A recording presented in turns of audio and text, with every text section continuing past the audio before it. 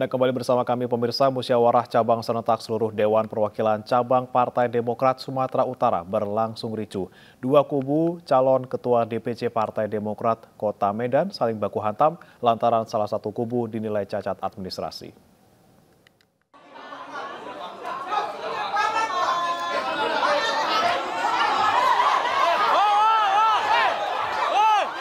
Dua kubu calon ketua Dewan Pimpinan Cabang Partai Demokrat Kota Medan saling baku hantam. Lantaran salah satu kubu calon ketua Dewan Pimpinan Cabang Partai Demokrat Kota Medan tidak dapat melengkapi administrasi dalam penyuratan, kemudian dinilai cacat oleh pengurus pusat Partai Demokrat dan dilarang masuk. Musyawarah serentak seluruh DPC Partai Demokrat Sumatera Utara dihadiri 4 daerah di Sumatera Utara, yaitu Sibolga, Pakpak Barat, Tanjung Balai, Kota Medan, dan Asahan. Biasa dalam organisasi terjadi dinamika yang seperti tadi kawan-kawan tadi saksikan bersama. Ada miskomunikasi antara pihak panitia dan pihak dari DPC Kota Medan, salah satu pendukung kandidat calon. Kami tetap menegakkan aturan yang berlaku di Partai Demokrat. Panitia juga saya arahkan untuk mengikuti aturan yang berlaku, ADART, PO, dan lain sebagainya. Dan kami mengharapkan dan menggaransi juga muscap ini berlangsung dengan kondusif dan aman. Saat ini musyawarah serentak seluruh DPC Partai Demokrat Sumatera masih berlangsung dengan suasana panas. Polisi kemudian diturunkan untuk mengawal musyawarah cabang Partai Demokrat untuk mencegah kericuan yang bisa saja terjadi lagi.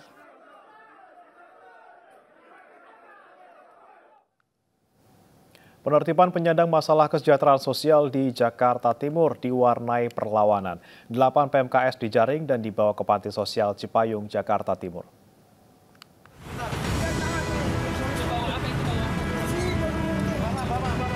Petugas gabungan dari Satpol PP, Kodim TNI, Polisi, Dinas Perhubungan, dan Dinas Sosial Jakarta Timur menggelar operasi tertib jaya pada Kamis siang.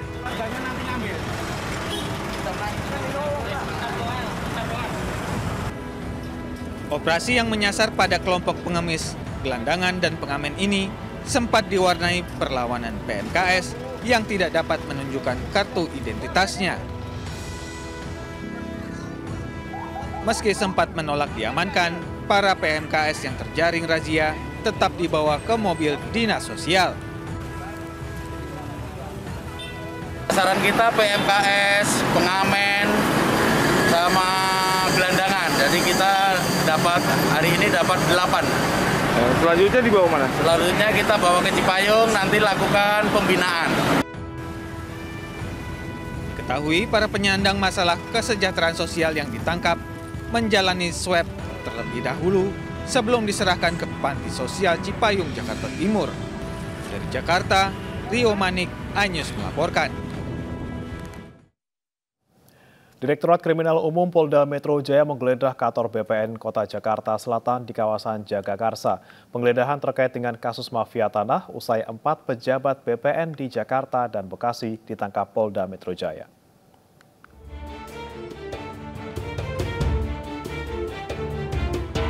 Sejumlah petugas dari Direktorat Kriminal Umum Polda Metro Jaya Kamis siang mendatangi Badan Pertanahan Nasional Kota Jakarta Selatan di kawasan Jagakarsa.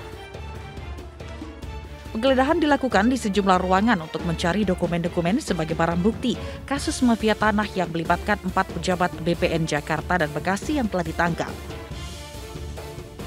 Kasus mafia tanah mempunyai modus beragam, mulai dari yang konvensional memalsukan sertifikat maupun yang paling canggih, yaitu membobol akun yang sebenarnya tak bisa sembarang diakses.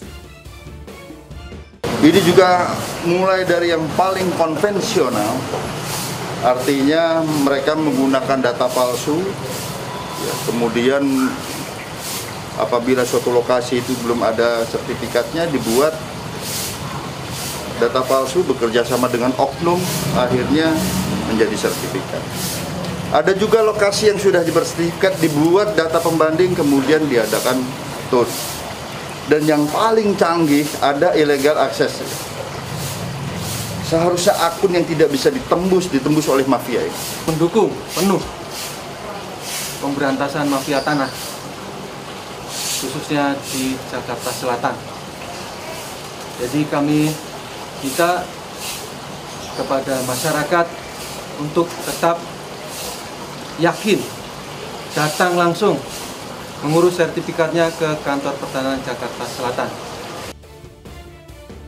Kasus mafia tanah menyasar masyarakat dari lintas kalangan, juga pernah menimpa mantan Wakil Menteri Luar Negeri Dino Patijalal pada Februari 2021. Rumah ibu Dino Patijalal berganti kepemilikan sertifikat. Polda Metro Jaya menangkap 15 tersangka terkait kasus mafia tanah tersebut. Selain Dino, artis Nirina Zubir beserta keluarga jadi korban mafia tanah yang dilakukan oleh asisten rumah tangga beserta 3 orang pejabat pembuat akta tanah. Dari Jakarta, Helmi Sajangbati, iNews melaporkan. Mantan Menteri Pemuda dan Olahraga Roy Suryo diperiksa polisi sebagai terlapor dalam kasus meme stupa Candi Borobudur yang diedit mirip Presiden Jokowi. Ada 2 laporan terhadap Roy Suryo yang telah naik ke tingkat penyidikan. Nanti aja ya. Ya. Nanti aja. Terima kasih. Oke, Mas.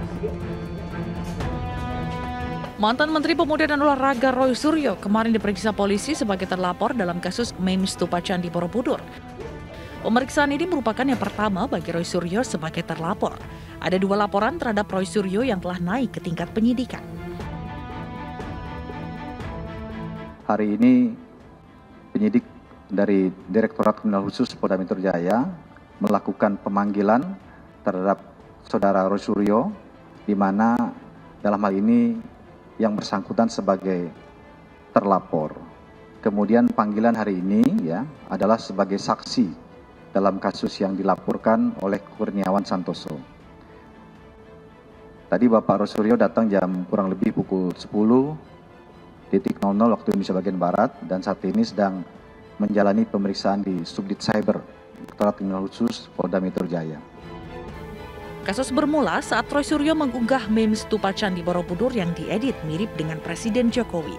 Meme yang diunggah Roy kini sudah dihapus. Mantan politikus Demokrat itu pun meminta maaf.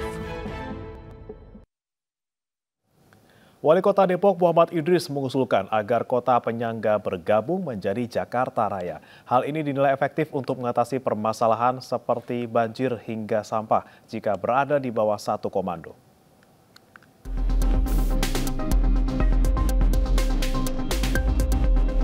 Wali Kota Depok Muhammad Idris mengusulkan agar Kota Depok masuk ke Jakarta Raya.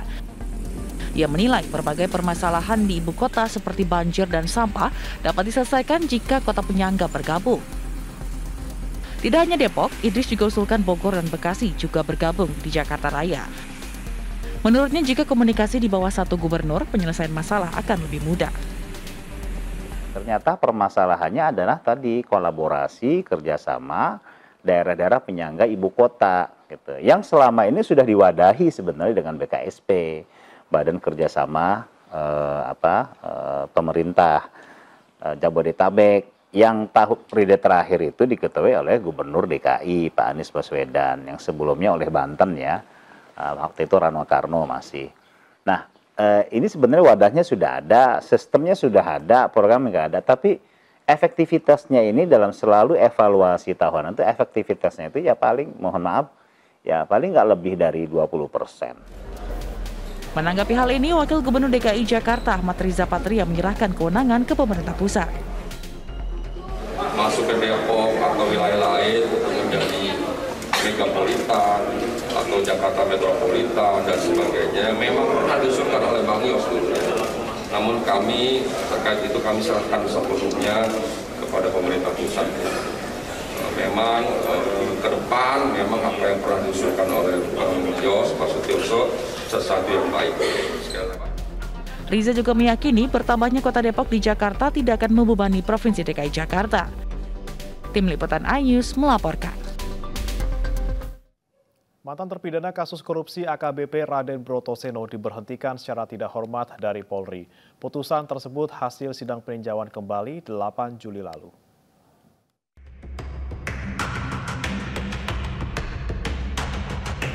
Polri mengumumkan hasil sidang peninjauan kembali terhadap putusan etik AKBP Brotoseno. AKBP Brotoseno resmi mengakhiri masa dinasnya di Korps Bayangkara usai menerima keputusan pemberhentian tidak dengan hormat.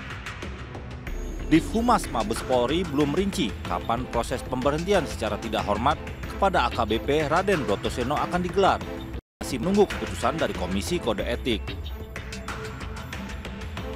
Pemberhentian tidak dengan hormat, saya ulangi, menjadi sanksi administratif berupa PTDH, pemberhentian tidak dengan hormat sebagai anggota Polri. Adapun nomor putusan KKEP PK tersebut adalah PUT KKEP PK-1-7 Romawi. Tahun 2017, Brotoseno ditahan oleh Divisi Propam Polri dengan dugaan memeras Dahlan Iskan, tersangka kasus dugaan korupsi cetak sawah senilai 3 miliar rupiah. Brotoseno terbukti bersalah menerima suap, lantas divonis penjara 5 tahun dan denda 300 juta rupiah. Tim Liputan iNews melaporkan. Indonesia Youth Community Network atau IYCN melaporkan Menteri Perencanaan Pembangunan Nasional Suharso Monoarfa ke KPK. Ia dilaporkan atas dugaan gratifikasi. Selain gratifikasi, IYCN juga melaporkan Suharso Monoarfa atas dugaan kasus kejanggalan LHKPN. Suharso diduga telah melanggar etika sebagai penyelenggara, salah satunya menggunakan pesawat jet untuk kepentingan pribadinya. Sejumlah bukti juga telah diberikan ke KPK. IYCN juga akan terus mengawal kasus ini hingga ditindaklanjuti KPK. Beberapa peristiwa menggunakan jet pribadi yang ini telah melanggar etika dari penyelenggara negara. Olehnya itu kami datang di sini, tadi di dalam kami sudah menyampaikan, sudah memberikan lampiran-lampiran yang perlu ditindaklanjuti oleh Komisi Pemberantasan.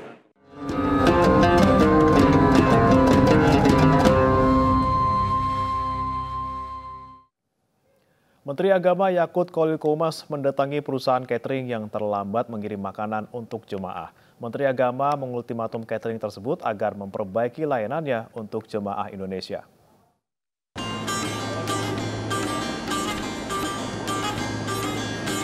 Sehari setelah rangkaian Arafah, Musdalifah, dan Mina selesai, Menteri Agama Yakut Khalil Qomas mendatangi salah satu penyedia catering untuk jemaah Indonesia di kawasan Al-Syauqiyah, Makkah. Didampingi Wakil Menteri dan rombongan Kementerian Agama, tak bisa menyembunyikan kekecewaannya. Tidak hanya mendapat laporan catering tersebut terlambat mengirim makanan, Menteri Agama juga mendapat proses pengolahan makanan tidak sesuai harapan. Saya ingin memastikan bahwa jamaah ini juga selain mendapatkan makanannya yang tepat waktu juga sehat. Saya datang di beberapa catering sebelum pelaksanaan ibadah ini, saya lihat cek mereka pakai baju lengan panjang gitu, pakai penutup kepala, pakai masker, pakai kaos tangan. Tadi saya lihat yang masak ini bajunya masih baju pendek. Saya khawatir aja kan masakan panas nih, masak keringetnya masuk semua, saya nggak ngerti rasanya kayak apa itu. Itu aja sih saya. Jika pelanggaran kembali terjadi dan layanan tak kunjung membaik, Kementerian Agama akan tegas memutus kontrak dengan pihak catering nakal ini. Kita akan minta ini dievaluasi lagi, sesuaikan dengan kontrak, supaya kalau memang nggak perform ya apa boleh buat. Itu apa boleh buat, dia harus dikasih sanksi yang tegas. Karena katanya sudah dikasih peringatan berapa kali tadi Pak? Sudah 2 kali kasih peringatan. Jadi sekali lagi dia melakukan ya.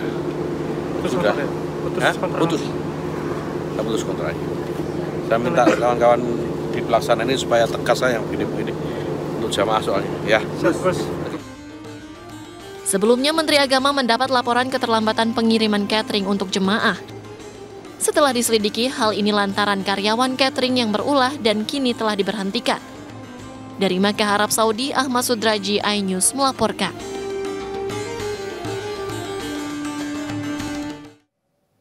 Enam kloter jemaah haji Indonesia hari ini akan kembali ke tanah air. Sejumlah jemaah mengaku sedih karena harus meninggalkan kota suci.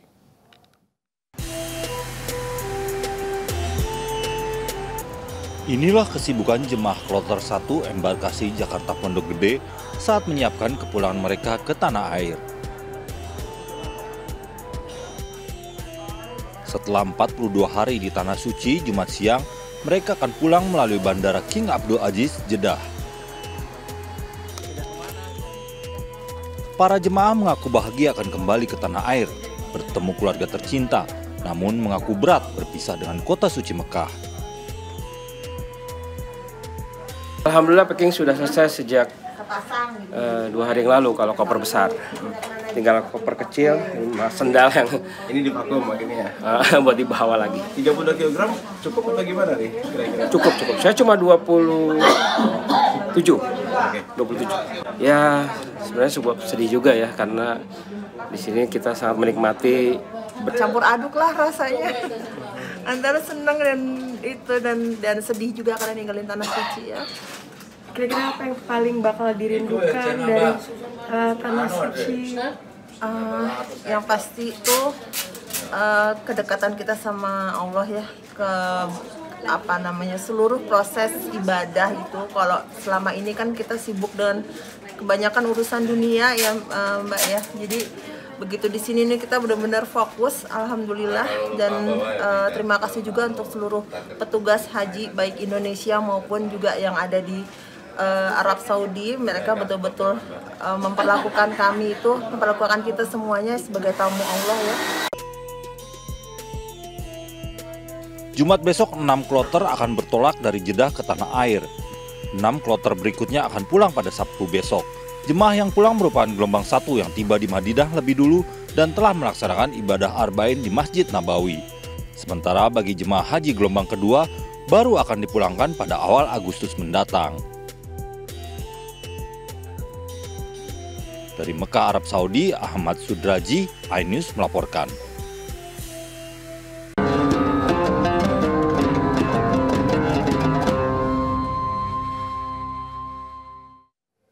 Pemirsa, Presiden Joko Widodo meresmikan pusat perbelanjaan Sarinah di kawasan Jakarta Pusat.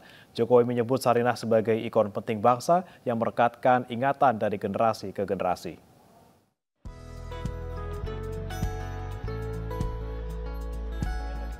Presiden Joko Widodo Kamis sore meresmikan Gedung Baru Mall Sarinah di kawasan Jakarta Pusat. Jokowi datang didampingi Ibu Negara, Menteri BUMN Erick Thohir, Presiden kelima RI Megawati Soekarno Putri, dan Ketua DPR Puan Maharani. Dalam sambutannya, Jokowi sempat menceritakan kenangannya saat pernah berkunjung ke Sarinah di tahun 1970-an.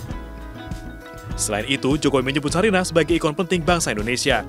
Sebuah ikon penting bangsa kita yang merekatkan ingatan kita dari generasi ke generasi. Saya ingat betul tahun 70-an saya diajak kakek saya datang di Sarinah ini. Mungkin tahun 73-74. Dan saat itu yang ada eskalatornya memang hanya di Sarinah saat itu. Dan saya naik turun, saya ingat betul. Naik turun, senang sekali. Jokowi juga berpesan agar Sarinah tak hanya bertransformasi dari segi fisik bangunan, melainkan juga manajemen kerjanya. Usai direnovasi, Mall Sarinah telah dibuka untuk umum sejak 21 Maret lalu. Sejak dibuka kembali, mall ini diklaim telah didatangi oleh 5 juta pengunjung.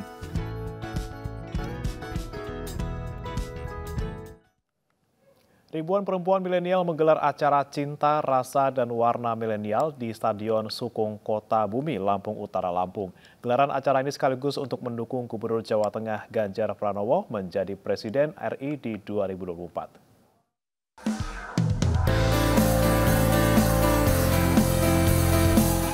1.500 perempuan milenial yang tergabung dalam Serikandi Ganjar Lampung menggelar sejumlah kegiatan, mulai dari senam bersama hingga hiburan lainnya. Acara ini juga sekaligus mendukung Gubernur Jawa Tengah Ganjar Pranowo untuk menjadi Presiden 2024. Ganjar dinilai sebagai sosok yang dibutuhkan perempuan milenial di Indonesia. Selain Pak Ganjar itu dikenal dengan keren, terus program beliau yang sangat disukai oleh perempuan adalah beliau punya program yang namanya pemberdayaan perempuan, di mana beliau meningkatkan skill perempuan, terus beliau juga meminjamkan modal melalui bank Jateng. Setelah itu beliau meningkatkan usaha perempuan juga. Ganjar juga dinilai berhasil membawa Provinsi Jawa Tengah menyabet penghargaan dalam pemberdayaan perempuan Salah satunya Anugerah Parahita Eka Praya atau AP. Menparekraf meninjau booth finalis Apresiasi Kreasi Indonesia 2022 di Banjarmasin. Banjarmasin adalah kota ke-6 berlangsungnya AKI tahun 2022. Menparekraf Sandiaga Salahuddin Uno mengunjungi Banjarmasin sebagai kota ke-6 berlangsungnya Apresiasi Kreasi Indonesia atau AKI 2022. Sandi meninjau booth finalis AKI 2022 yang ditampilkan di Duta Mall Banjarmasin. Apresiasi Kreasi Indonesia 2022 terdiri dari 2 agenda utama, bootcamp dan pameran. Jarak pelaksanaan bootcamp dan pameran sekitar 1 bulan. Program AKI 2022 berlangsung di 16 kota kabupaten Indonesia. Acara AKI 2022 tidak akan berakhir hanya sampai di pameran kota kabupaten masing-masing. Salah satu finalis per kota akan berkesempatan untuk memiliki pengalaman pameran nasional di Pekan Puncak AKI 2022.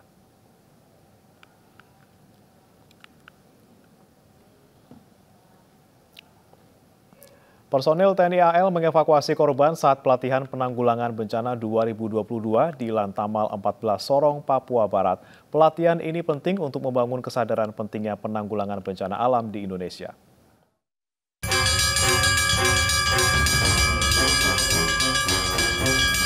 Dinas Potensi Maritim TNI Angkatan Laut menggelar pelatihan penanggulangan bencana di Sorong, Papua Barat pada 12 hingga 14 Juli 2022.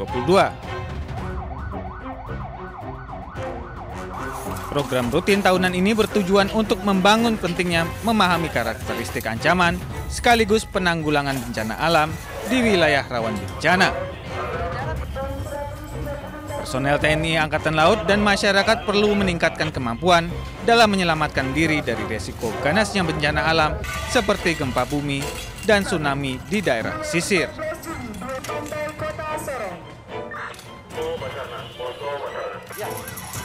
Materi yang diberikan meliputi sistem peringatan dini gempa bumi dan tsunami, penanggulangan korban, sistem komando penanganan darurat bencana, mekanisme penanganan pengungsi, kelompok rentan dan disabilitas. Jadi ini adalah wujud komitmen Angkatan Laut dalam melaksanakan pencegah bencana alam sehingga sistem edukasi ini bisa tersampaikan kepada masyarakat mulai dari pribadi, kelompok, sekolah sampai masyarakat secara umum. Diharapkan dengan adanya pelatihan ini dapat menekan angka korban jiwa dan meningkatkan kesadaran tanggap bencana.